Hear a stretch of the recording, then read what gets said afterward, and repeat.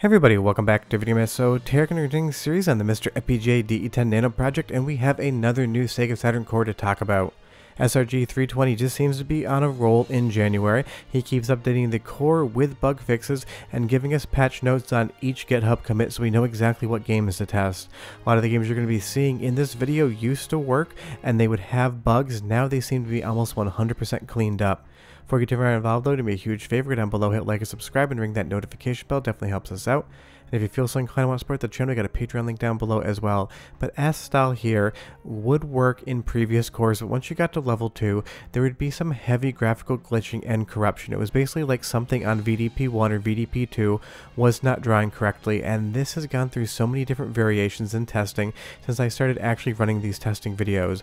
It used to be that it wouldn't boot whatsoever, then it would boot and there'd be a lot of missing graphical elements, then it would boot and there'd be a lot of glitching, but you can get further into the game, and now we are here today in January, and you'll see as we load into stage 2 there doesn't really seem to be that many issues in the actual draw.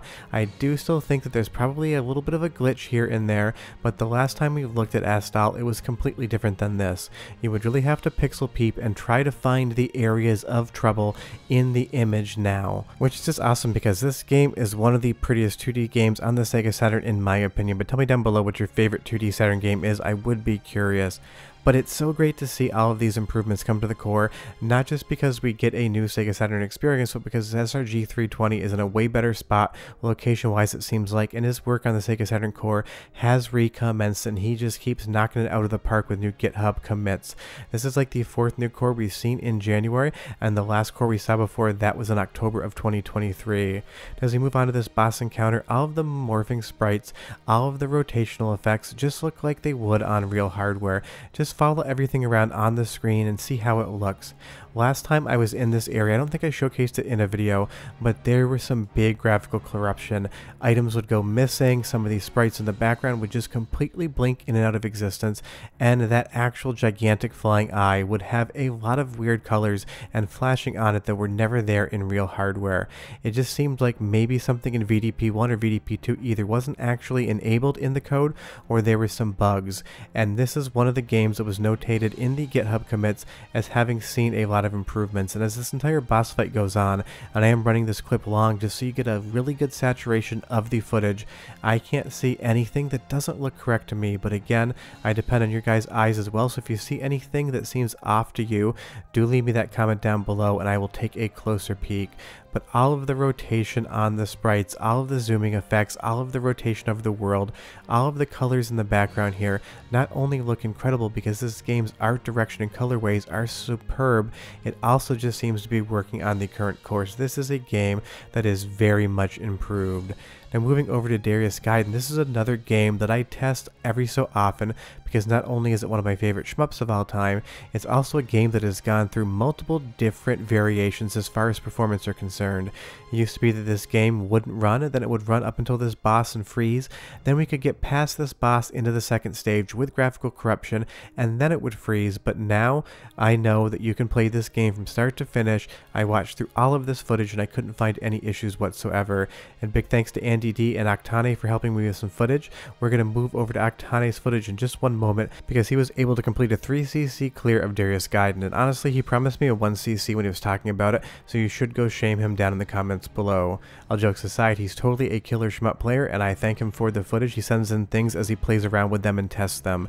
Now I have played this game a metric crap ton of times in my life. I own the original disc on my Sega Saturn and I probably play through it once a year, and for the most part this just seems to be stable. There might still be a glitch here and there, but otherwise this is like 98% of the way there, and the sound outside of being a little bit quiet seems perfect, and last time it did not. So go ahead and listen for 45 seconds and I'll be right back.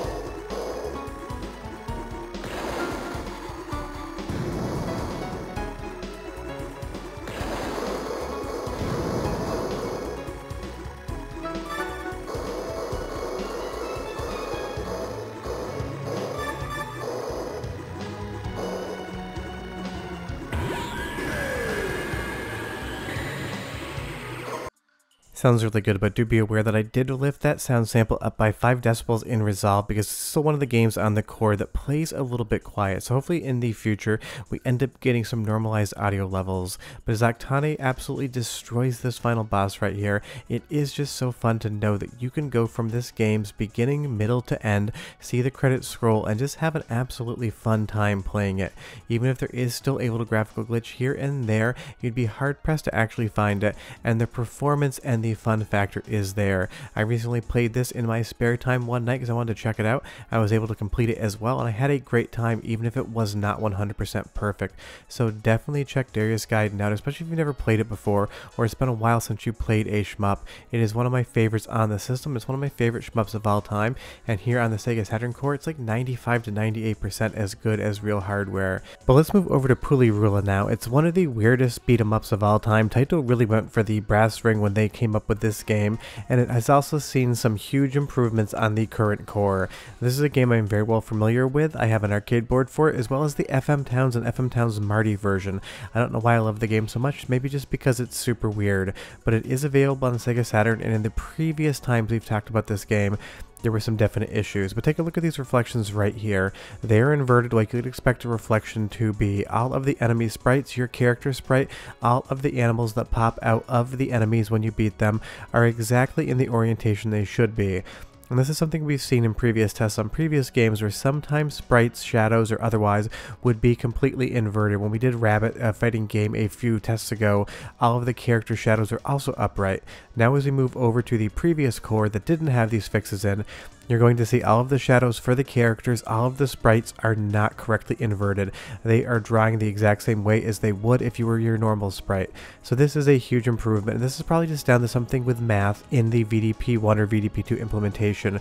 Rotating sprites and scaling them was something that the hardware could obviously do, but if it's not set correctly, you would end up in a situation with certain games where you would have that reflection being incorrect. Now with Pulirula here today, you can 100% see those reflections are where they need to be. And interestingly enough, it's only in that level that they really use the reflections, but this game is just absolutely absurdly weird. Sometimes you're going to think it's glitching out. That's just what the game is doing. And if you've never played it before, you're probably not aware of the famous legs through the door with the pink elephant scene.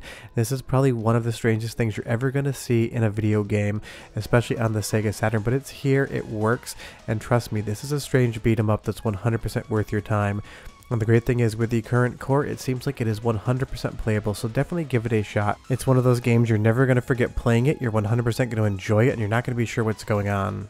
Now moving over to Vandal Hearts, this is another game that was mentioned in the GitHub commits that has seen improvements, and a lot of the improvements recently in the core have been on the loading aspect as well. SRG320 completely rewrote the RAM portion of the core recently, and he's been playing around with that in the latest commits as well. A lot of the FMVs used to hitch, and we're not really seeing much of that anymore either, but the biggest thing that's happened in like the last 3 to 4 months for the core has definitely been how much more reliable RAM usage is. It used to be that if you had a 2.5V or older module, you'd basically get almost no performance out of the core. Now if you got a 2.5V or later, pretty much everyone's getting the exact same result, which is great. And now that we have all of these improvements coming in as well, even better, because this again used to glitch out. You'd get a lot of weird things going on with the polygons, and that's probably just down to how difficult it would actually be to recreate a Sega Saturn in FPGA code, whether it's Verilog or otherwise. The Saturn is a complicated piece of machinery using dual CPUs in VDP1 and VDP2. You have to get all of these chips to talk to each other in tandem, and I love that they basically have that Akira Kurosawa arterial blood spray when you kill an enemy. Seems like Seven Samurai was definitely an inspiration to this game, and I absolutely love it for that. Now this is the type of genre that's either 100% love it or hate it. Tactical RPGs can be an absolutely ton of fun, and I used to really love them, and I still do. I just don't find the time in my life to be able to actually dedicate to beating them like I used to. Life goes on, you get busier, but tell me down below if you're a big tactical RPG fan and if you're playing them, and what you've been playing recently, especially on the Saturn core.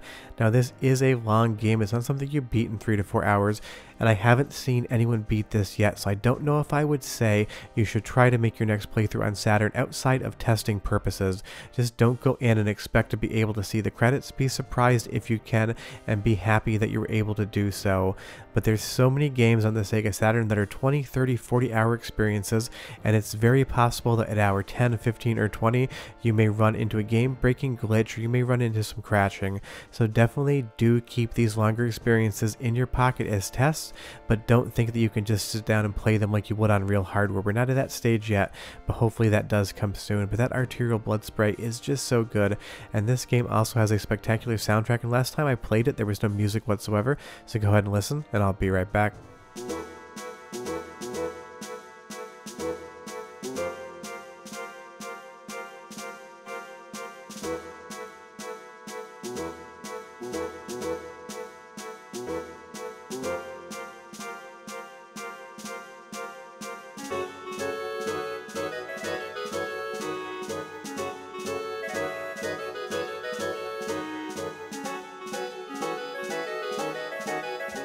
Sounds so great, but again, be aware that I lifted that by 5 decibels as well in Resolve, so in most of the games we're still finding that quiet audio.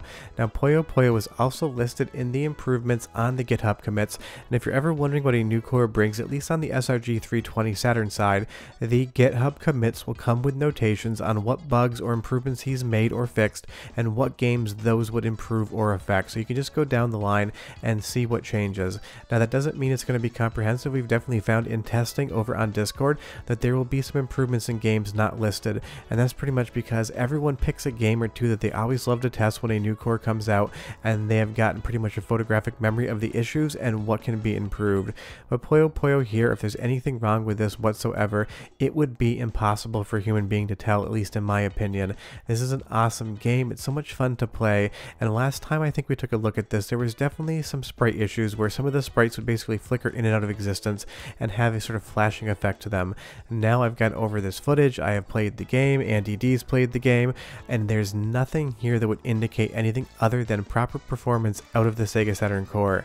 And I love that this game gives you these weird little story vignettes in between as well. It's so fun, it's so whimsical, all of the sprite work in the backgrounds are just a ton of fun. And again, it's a game that you can just sit down on the current Sega Saturn core and enjoy like you were playing real hardware. There's never been any freezing or issues since this has been patched up, and that is totally great. And it's another one of those games, you either absolutely love Puyo Puyo or you don't play it whatsoever, but if you've never actually checked it out, definitely do. It's got those Tetris vibes with a completely different gameplay mechanic, and it is my preferred game over Tetris, but you can leave me a comment down below and tell me, Tetris or Puyo Puyo? I would be curious what people like more. I'm actually assuming Puyo Puyo might win this one, so let's see if I am correct or not. But if you want to play it on the current Sega Saturn core today, you can 100% do it and have an absolute blast.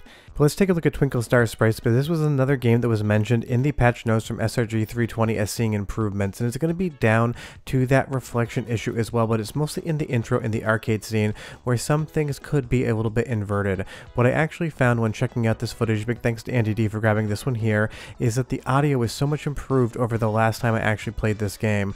Last time these sound effects would definitely get way too loud and start to clip out audio channels. Now it sounds 100% like it should with normalized audio, so that's actually the bigger improvement that wasn't mentioned in the patch notes, but compared to my last test, it is in there.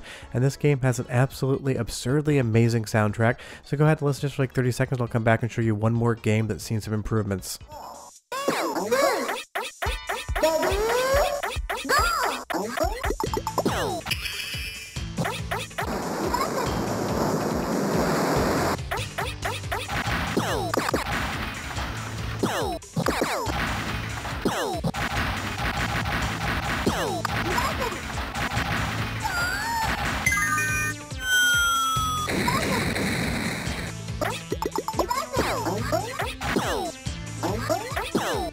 Such a great soundtrack, and honestly that's why I wanted to focus on this as an improvement versus the one little bit of inverted sprite fixing in the arcade mode. Last time we took a look at this game, the audio would definitely clip channels. It would be way too loud and distorted sometimes, to the point where you really wanted to kind of put the game on mute. Now that's 100% improved in the current core, and that is awesome because the soundtrack is just straight gold. And one more game that works, but I'm only going to tease you on this one because I'm going to include it in the next video. Cube Battler now has perfect graphics. If you're you're wondering what Cube Battler is, well, that makes two of us because I have never understood what in the hell this game is trying to be, but I've got a lot of footage of it and I can't wait to kind of take it apart and talk about it in the next video. But if you're looking for another game that's improved, Cube Battler is, and you can do with that as you will. And that's the current situation for the Sega Saturn Core as of the recording of this video. SRG320 seems to be updating much more frequently, so the next time there is a fundamental core update I will definitely do a new video. And if there's any games you want to see retested from previous videos in 2023, leave me a comment down below and tell me what those are, because I am going to be going through some retests. But remember, if I don't test the game you request in the comments, it's not because I don't love you, it's just because I probably ran out of time, because keeping up with all this is a full-time job on top of my full-time job. Bye bye.